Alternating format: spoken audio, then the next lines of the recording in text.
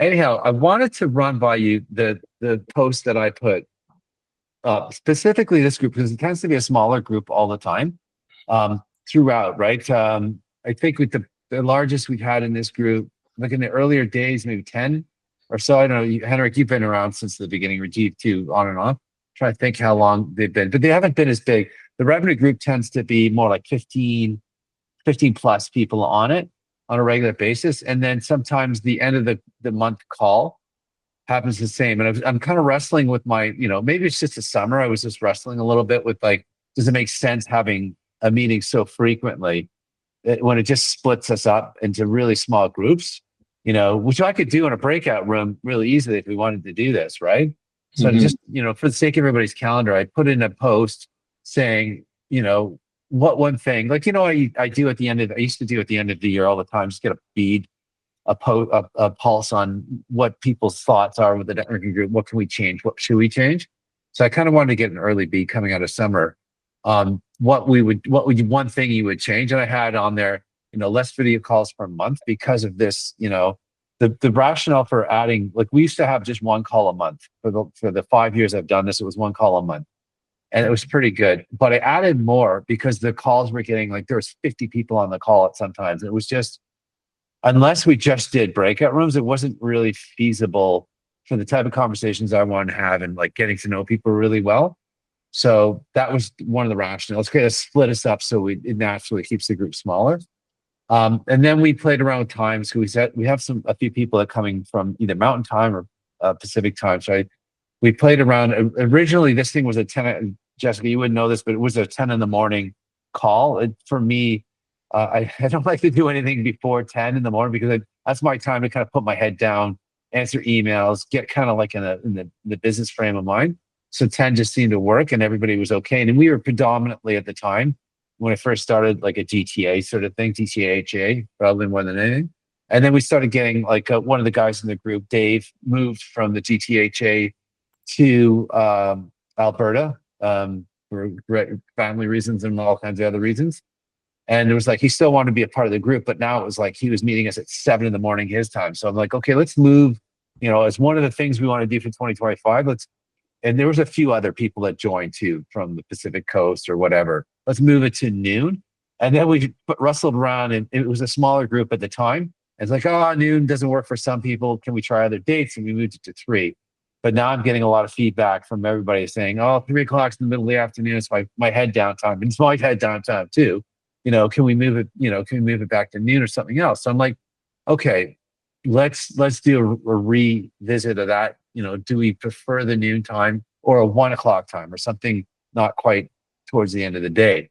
So those are the couple things I asked. I was asked about breakout rooms. I've always asked about breakout rooms. I just haven't been doing them because the group size is like, it's small enough we can just talk all, and then plus we do the matchups of the one-on-one. So I didn't sense a need to do breakout rooms. But if the groups get to be 15 to 20 again, I'll start doing breakouts in a combination of breakouts and whatever.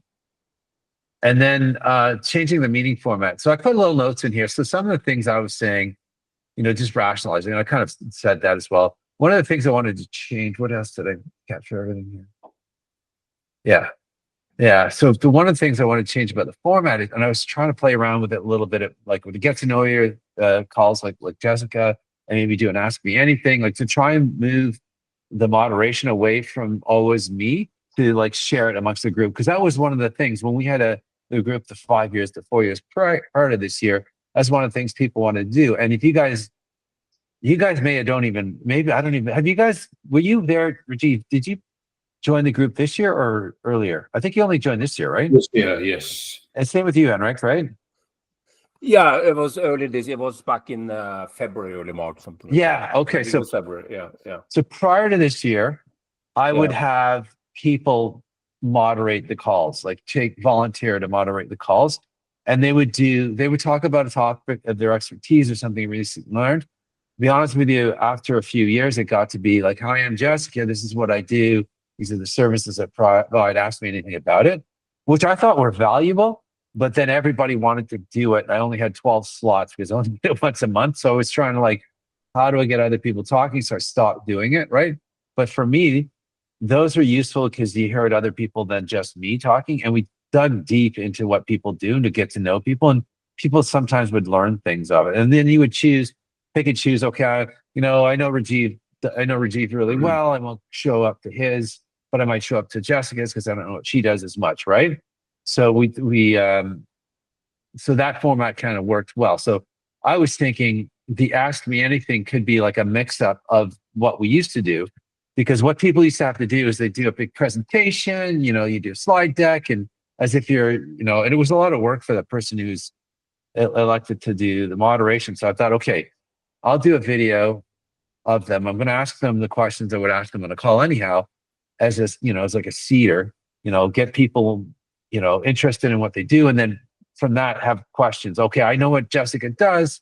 I'm going to ask her specific questions and that would help me out. Like, for example, if I was from the CBT market and I was, a marketer, I might ask Jessica specific questions on the finance side to help me out. Like, because, again, this goes to the value of our group of collaborating and knowing how to refer each other, right? So getting a deeper understanding of what each of us do, so we could refer business to each other and potentially collaborate with each other, or even use each other's services if that would help us become a better small business person. So those are so one of the things I said with the change the format is I'd like to be, I don't mind being the moderator. I'll always pick up if there's some dead space. I'll always pick it up, but I just want to have others have an opportunity to use that tool to gain more from the group, right? If that makes sense. Sometimes that doesn't, I don't know if that's appealing or not, though. That's the one thing, because it's also like you got to show, you can't just show up, right? You gotta like, okay, this is what here's some challenges I've had. You might, I thought we posted into the thread, ask a question, and then you come to the group. Hey, I asked this question. A couple of people answered this, but not everybody participated. Let me ask it some further. Like, it would be more of a member led discussion. Me being a member as well, not me. It's my group. I'm going to moderate it, right? So I just wanted to run that. So I've used a lot of the oxygen in the room. I ran that past. I know there's only 3 of you guys, but because if there's a smaller group, this would have, like, you guys would end up merging with another group. I want to check with you guys to see your thoughts on that. So anybody, you can just go ahead and start talking here. I'll give a bit of a pause. Okay, I'll start it. With regard to the time, I 10 o'clock works for me. I can't do 10 o'clock necessarily, because 10 o'clock Eastern is like 7 in the morning if you're coming in, like Angela from Vancouver, right? So I would do. My point is, in Canada, in North America, it is a little bit Eastern time centric. When you live out west, you have to adjust. You generally adjust your daily schedule, so you get up a little bit early and end a little bit early, and that's not just Canada. It's if you live in California, because the stock market is in the US. It's sort of kind of the way the world works. So the fact that they get up at 7, if you live in Vancouver, well, you get up at 7. It's sort of part of. It's kind of how the world works. So I wouldn't. I mean, you're not asking to get up at 5, and there's few of them. So I wouldn't discount 10 a.m. just because of that. Okay. Noon is the issue with noon is that like noon Tuesday, Wednesday, Thursdays, when all you have kind of webinars and everything kind of That's true. bunches up around there. So there's always going to be people that's not going to make it. That's and true. If you meet someone, noon is sort of around noon is a good time to meet other people. 3 o'clock is not bad. I actually think 4 is even better, because you talk about in the afternoon. At 4, you can sort of, okay, this is the last thing of the day. Yeah. And you can sort of, and if you're thinking about Vancouver, well, it's 1 p.m. So they're definitely up. So that will be another option. With regard to the format, I actually wish I had some easy answers, because I've been in a lot of these calls, and everyone is asking questions about what kind of format should we have, and sort of a kind of a Zoom meeting, or like I'm talking about Zoom in a general sense, has limit. It's good, but it has limitations. There are things you can do you cannot get to know each other as well as you do meeting face to face, and you cannot really get to know another person as well as if you meet them one-on-one, even on Zoom. So it has limitations. And other than that, I mean, people have tried breakout rooms and they have various things. So we're in a situation where sort of a lot of people know each other. So I think the format you have now, where you discuss kind of business issues that could be of general interest to a lot of people, is not a bad idea. It's not perfect, but yeah. Anyway, that's my comment so far. I wish I had a perfect answer, but I think just the whole format has limitations that you sort of have to live within. Yeah, exactly. I totally think this combined with in-person opportunities is a much better. It's almost better. I think it's even better than only in person, because it affords you, like, you could you'll participate more often, right? It's just easier that sense. And I think there's a different type of participation when you're doing it this way. I mean, like, some people may find this more comfortable than a face-to-face, for example, right? So I find the two combined. Given the traffic situation in GTA, which is just beyond horrendous, in person is sort of you're never going to get everyone, because I'm not going to go to, for me, even to go downtown, I live in Arrow Lake. It is just, I can go to Burlington or Stony Creek, but even Hamilton, it has to be something, downtown Hamilton is sort of, okay, then have to sort of, when is it? Because if you have a meeting at 4, sort of, getting there is fine, but getting back at 6, then you get the traffic going home. It's like, that's brutal. I've been to one meeting, but it's just, it's tough. I like the Stony Creek, but if you live like in Mississauga, that's maybe not the best thing either, So it's just, there are limitations. So you're never going to get everyone. But I generally, nothing really beats in person. And generally, if you can find somewhere you can actually hear each other speak, which is not always the case, that would be even better. Stony Creek. So that place we went to, the winery, was that considered Stony Creek? I think it was Ridge Road, Ridge Way, or something like that. I am not sure if it's Stony Creek or if it is Vineland. Like if it's the municipality of Lincoln or or municipality of Hamilton. I'm not quite sure, but it's kind of on that. I can't even remember the name of the winery. Yeah, it was Ridge Road or something like that. So that's nice. But it was good, because a lot of wineries, they sort of, if you sit down and they want you out of there, and like some of the wineries downtown Niagara Lake, they would want you to, if you're not going to buy for like $1,000 worth a group like that, they want you out of there very fast. It was actually not that. It was very low key, low pressure. It was actually, I thought it was a perfect spot. It was hot that day, but it was, if you sat very, very still, it was good. That's true. Or you just might catch a breeze or something like that. We had to be in the shade. Let's put it that way. So But it was nice, and they were very easygoing. I think we all got, either a glass of wine or flight of wine or whatever. So made something for them. What about you guys, Jessica and Rajeeve? What are your thoughts? What are your initial thoughts on that? In terms of timing, I do like the idea of like 4 p.m. because then you just sort of by 4 p.m. I'm ready to just sort of chit chat anyways. So that seems like a good time to have a call. I was in the revenue call, I think, last month, and I think you weren't there, Richard. I think somebody else was hosting it. And the conversation started talking about AI and the impact of AI and some like SEO searches and whatnot. And I thought that was pretty interesting. Even if I didn't really have a whole lot to contribute to it, I thought it was just really nuanced and a good conversation for a group. So maybe just having some subject matter or people would just bring up stuff like that came pretty like it wasn't like the agenda of the day. I don't know how they even came up, but the whole hour spent talking about that. AI seems to, I don't want to interrupt your thought, but AI just seems to creep up quite a bit because it's so predominant right now. But go ahead, sorry. Yeah.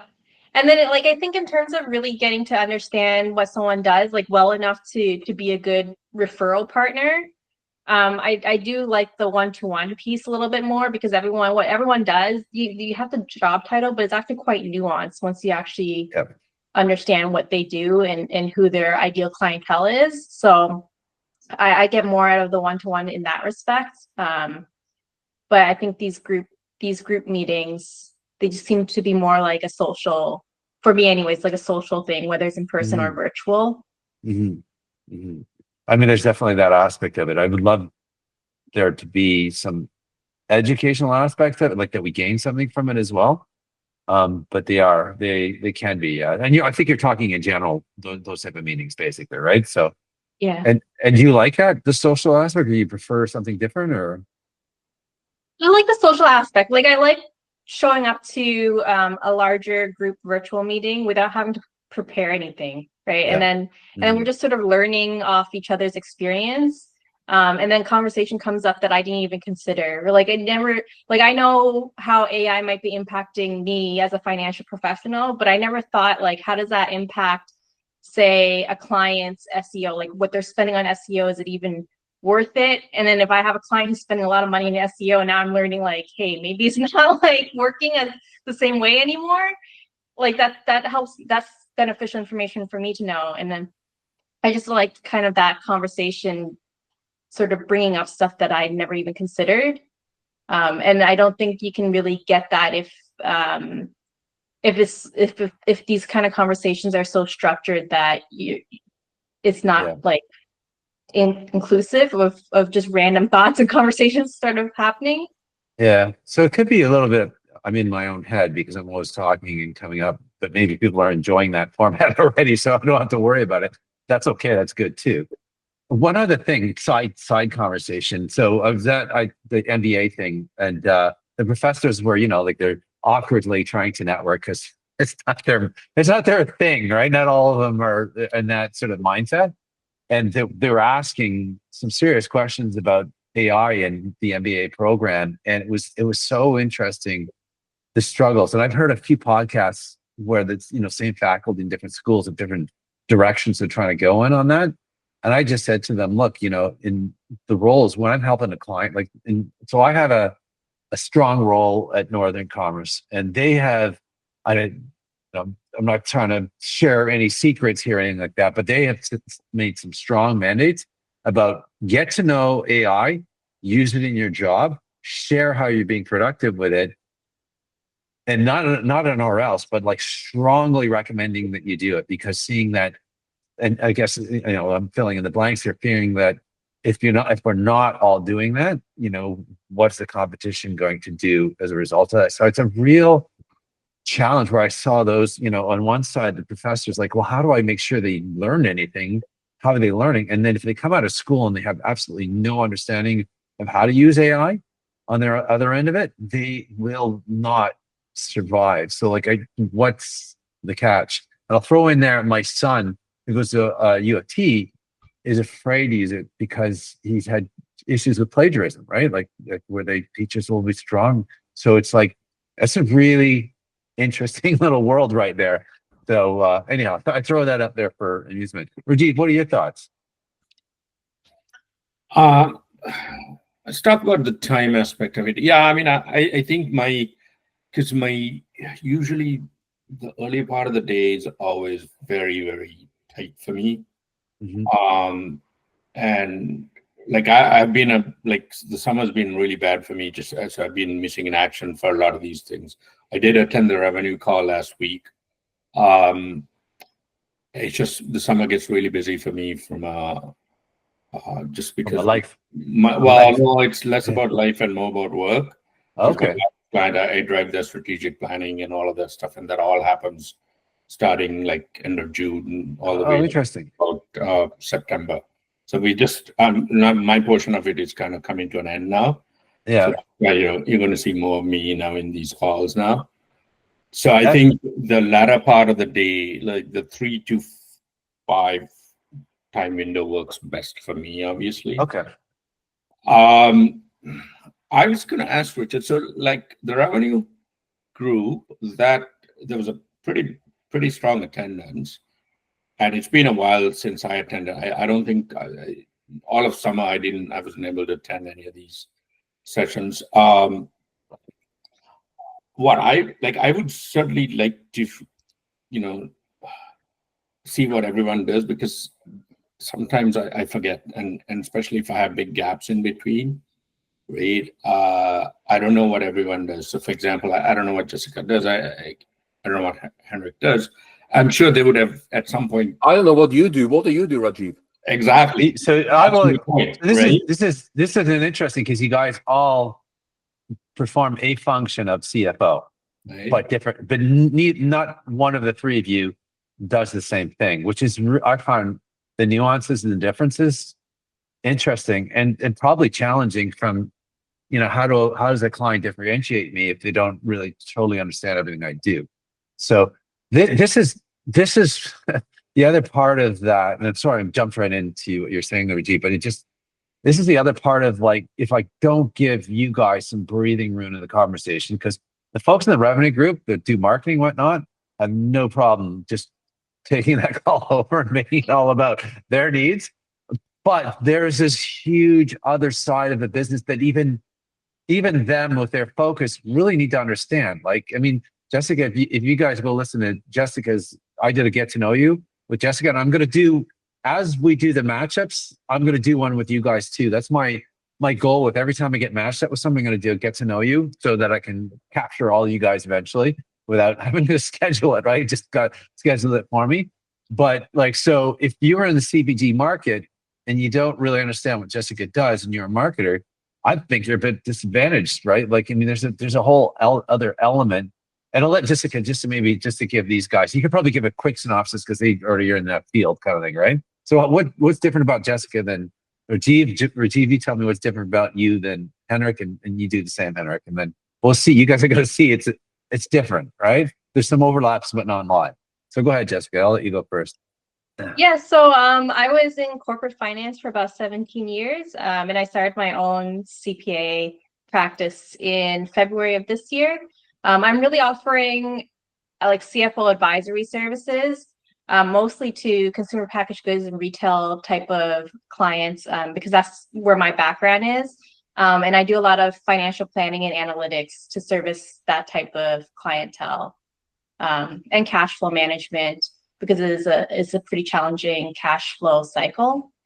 But that's what I meant, like, to be a good referral partner. Like, it's all very nuanced, right? Like, yes. So we're all offering some sort of CFO type of advisory package, but we're probably all doing very different things for different industries or clientele. Yeah. So Rajeeve, just to share, like, how you, and now you know what Jessica does, you can kind of counter off of that because you do different things, obviously. So go ahead. Well, I mean, there's some similarities. Certainly the fractional CFO advisory services, but and beyond that, we would do the strategic planning, C-suite reporting and stuff like that. I do a lot of that for my clients, right? Especially the larger of the clients. I can work across most industry sectors. It so happens that a lot of my clients come from professional services, financial services, and tech. And I have some food services as well. So we tend to work across different industry verticals. We can do not only the continuous engagements, we do the one-off engagements. So we'll put together business plans. If companies looking to raise money, whether it be debt or equity, we can put together the business plans, investor pitch packs. We've done a lot of that for startups.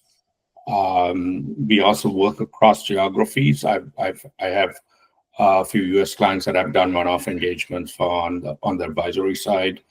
I have a couple of clients from Asia that I've done advisory services, but obviously it's mostly in Canada, right? Yeah, that's kind of it. So Rajeeve, you said how big are you? Like, how many people? Not big. I got me, my business partner. I got about 3 people that work for me, and I got some bench strength that I bring in on an engagement basis. Okay. I wanted to ask about the food processing side of it. Food services. Is that more on sorry, and I kind of led into, is that more on the processing side, the manufacturing side, or is that more delivery, distribution, or? It's not on the manufacturing side. Okay. It's more on, I guess, on the retail end of things. So, okay. That's similar to Jessica then, in that sense. Yeah. Yeah. Okay. Sorry, Henrik, I stopped you there. Go ahead. You share yours, because yours is, and there I'm seeing a little bit more overlap now as Rajeeve and Jessica talk. Go ahead, Henrik. Yeah, so my fractional CFO, so I deal mainly with startups and scale-ups. So they would have, I guess, 1 to 20 million, mostly 1 to 10 million in sales, maybe a bit bigger, depending on the industry. They would have like 5 to 20, 30 staff. 5 staff will definitely be at the low end. So I am kind of a mix between a controller and I do some, like a pure CFO, they would have a team, and they would sort of look into the future. So I deal, with, I do CFO work where I deal with the financial planning and budgeting and things like that. But I also deal with, the controllership. They sort of have to go from A to B, you have to know where A is, and sort of sometimes you don't know where A is, so you have to deal with that. I don't industries. I'm not really industry specific. It's mostly tech. It's been advertising, marketing, that kind of services. I haven't touched CPG and retail, and I don't think I will ever touch it. I don't do financial services. Yeah, that's me, and that's certainly. I'm not a CPA. I don't do tax returns. I don't do compilations. I don't do any of that. So that means you're sort of underneath the institute, CPA institute practice inspection umbrella, and I don't get involved in that. So given, we got, and when I go to Ryan's group, I run into a lot of CFOs as well. It just seems to be one of those practices that lends itself for fractional employment, right? So fractional work it tends to be, like, I've heard of a few different ones. There's a guy who does a CFO, I think it's called CFO. I'm trying to remember the company name, but I can't remember. But he hires a bunch of CFO fractionals, and I think he does all the marketing to get them work and then sells it out, stuff like that. So who's this? Oh man, I can see his face. I can't remember his name. I'd have to hunt him down on LinkedIn. It's a guy I met through Ryan's group. You might have met him as well. Or did I meet him? I can't remember how I met him. I've only met him a couple of times, and okay. Man. Can't remember his name. Sorry about that. There's a bit of a trend now, I think, getting CFO. I think fractional CFOs was kind of the original fractional. Mm-hmm. And there's a bit of a trend where you get into groups like CFO firms. There's probably still more independents in total than there are CFO firms. But I think that's a trend both in Canada and the US to get into larger, where you have people do the marketing and they have like kind of a stable of CFOs. It's interesting. Not that trades or anything like a CFO, but there was a gobbling up of the market especially when everybody started to hunt for a trade. When I say trade, like I need an electrician, I need a carpenter, I need a whatever. I need somebody to fix my, even small appliance, small motors and stuff like that. Well, that obviously lends itself really well to online marketing because it's sporadic, right? It's not not as planned. And I've seen a lot of companies pull together that do nothing but the marketing, SEO marketing, digital paid, whatever, and then factory basically farm out the work to actual individuals. So that, to me, it was almost frustrating because you feel like I think they control the price, and that can have the opportunity of dealing with somebody one-on-one where the price might fluctuate. It doesn't feel like I'm getting a competitive anything, right? Because they own, like, I remember this one company where I would call them up and you call 3 different numbers and it was the same. Did I just talk to you?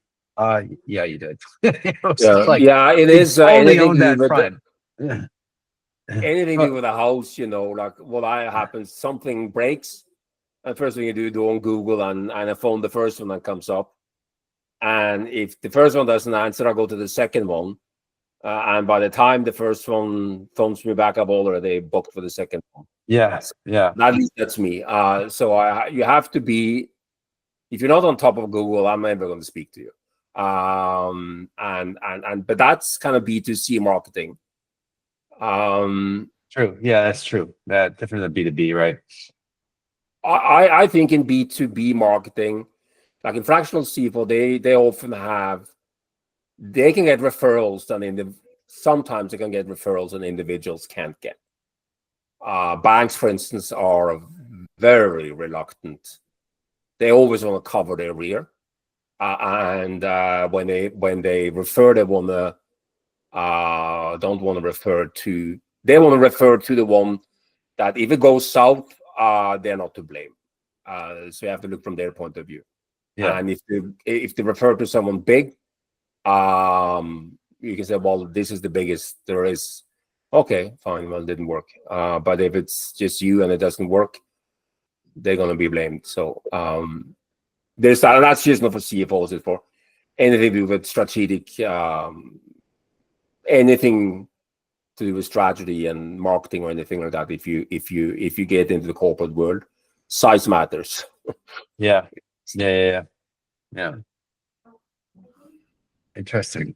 So on that note, how would you guys feel? Like we have a conversation where so in this group we've also had like Daniel come from a strictly IT background, and even like I would say, I call myself a digital transformation consultant, and there's lots of flavors of that.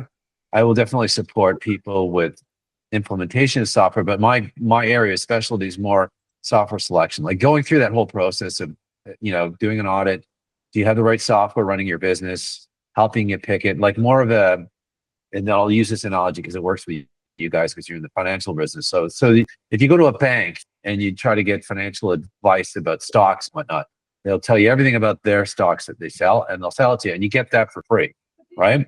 You'll get the same advice if I went to Salesforce or I went to HubSpot or some specialist, right? They will tell you everything about how their product will solve your problem. I approach it more, if you've ever dealt with a high net worth financial analyst where you pay them and they don't get commissions from any of these other houses and they can sell to anything.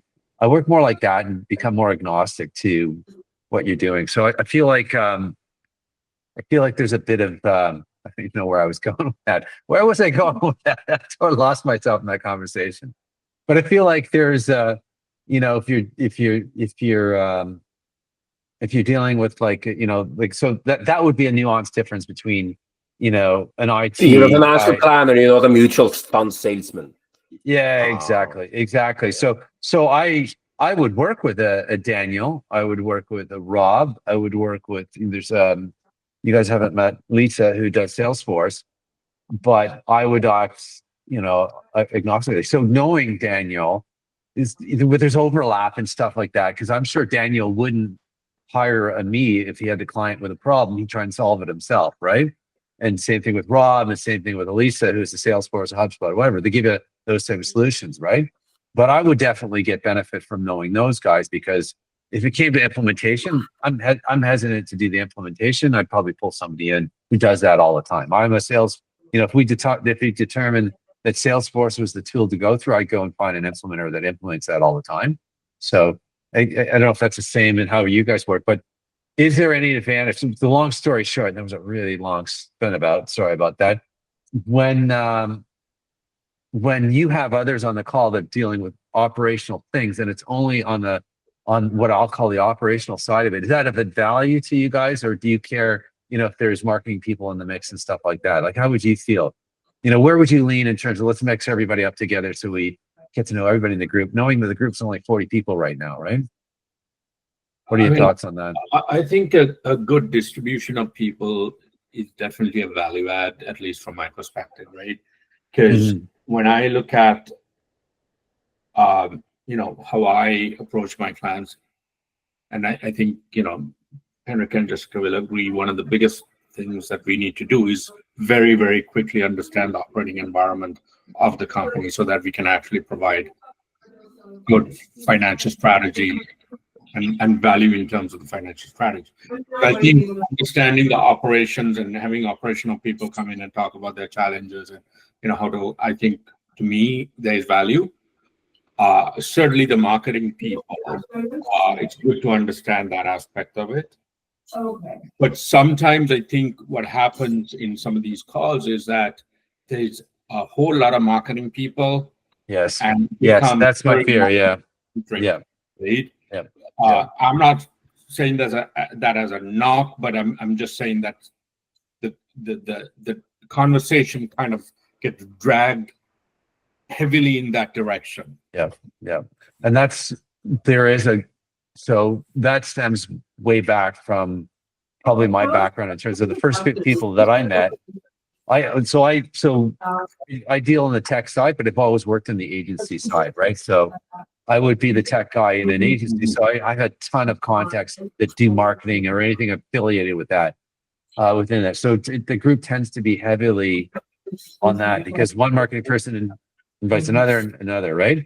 The same with you guys. I'm getting more pull from this area because a few of you introduced me to others that are like you, right? So, but yeah, it is, and I noticed that too. And they also are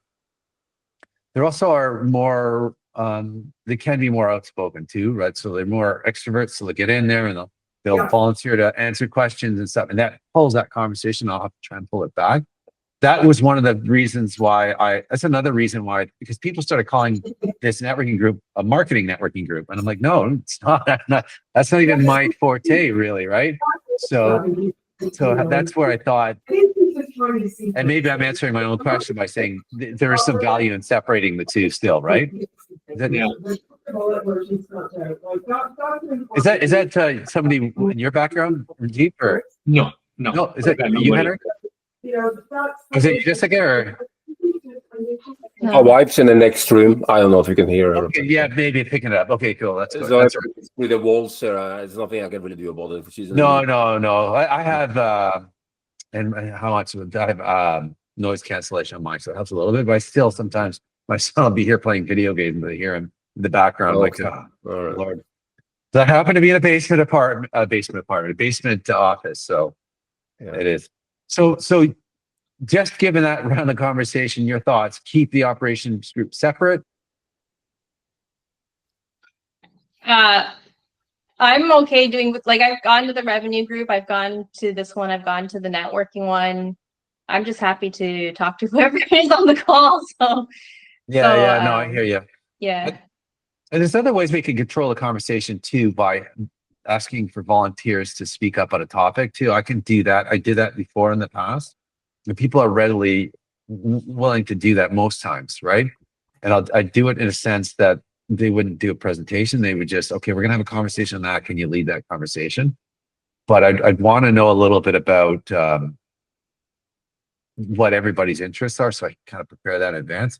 But it's hard because you just want to. I would like to just show up to a call too. If I went to a networking event, believe me, I would just show up as well. So that's kind of advantageous. That puts me in a bit of a pickle that way. But I can kind of rotate through and just say, you know what, we haven't talked about this topic. It's pretty timely right now. Let's talk about it.